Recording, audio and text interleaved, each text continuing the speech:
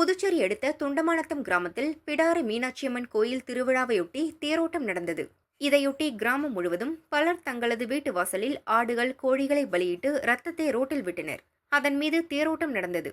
தேரோட்டத்தை அமைச்சர் சாய் சரவணன், முன்னாள் எம்எல்ஏ தீப்பாஞ்சான் ஆகியோர் வடம் பிடித்து துவக்கி வைத்தனர். கோயில் சார்பில் அசைவ விருந்து வழங்கப்பட்டது.